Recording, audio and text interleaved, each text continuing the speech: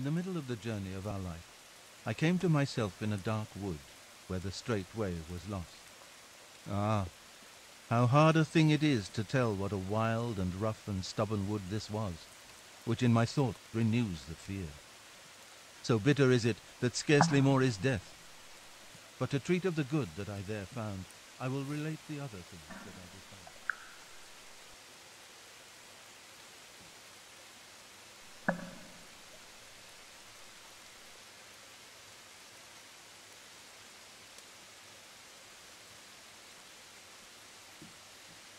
And then she cuts them apart and puts them back together in really interesting ways, and then paints what she sees. And it's really an interesting finished product. I'm kind of doing that because I come here, I take pictures of this side, and I take pictures of the staircase, and then I cut, and I combine the two of them, and I paint on top, and I put them back together. Wow. That's how like I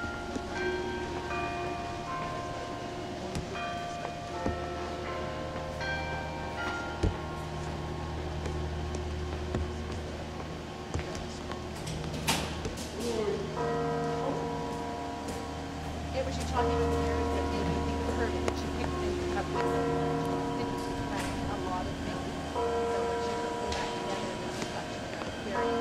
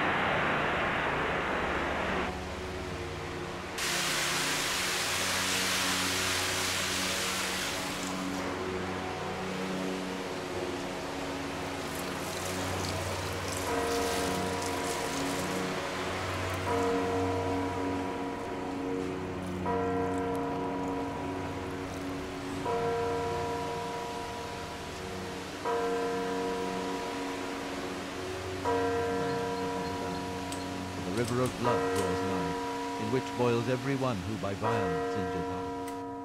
O blind cupidity, both wicked and foolish, which so incites us in the short life, and then in the eternal steeps us so bitterly.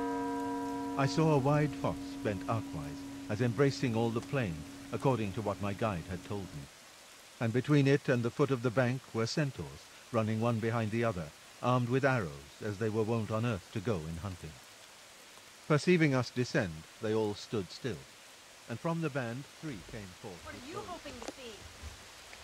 I'm looking for work on my thesis for architecture. I'm using this site as compared to the other side. I like mirrors.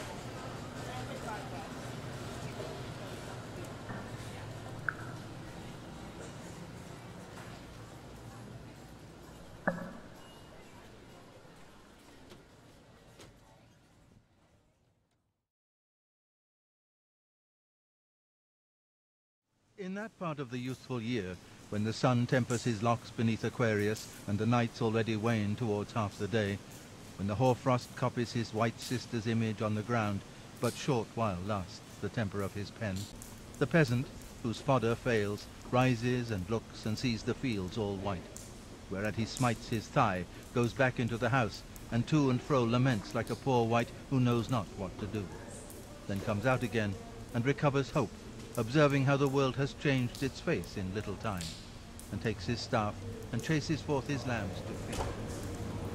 Thus the master made me despond, when I saw his brow so troubled, and thus quickly to the sword applied. For when we reached the shattered bridge, my guide... Okay, so then I'll put that out and then I'll stop by. Oh, okay. This is like It's just like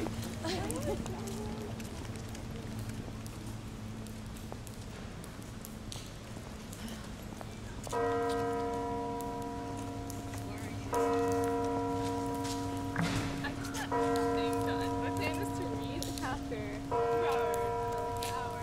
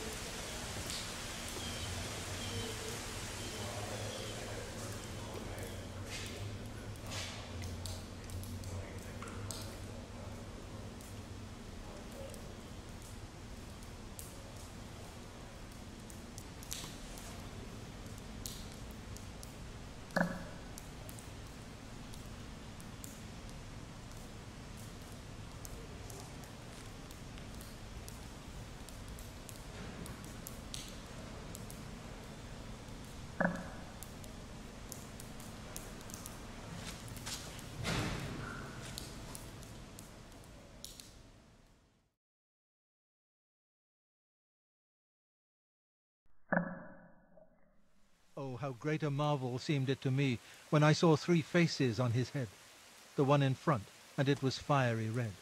The others were 2, that were adjoined to this, above the very middle of each shoulder, and they were joined at his crest. And the right seemed between white and yellow. The left was such to look on as they who come from where the Nile descends. Under each there issued forth 2 mighty wings, of size befitting such a bird.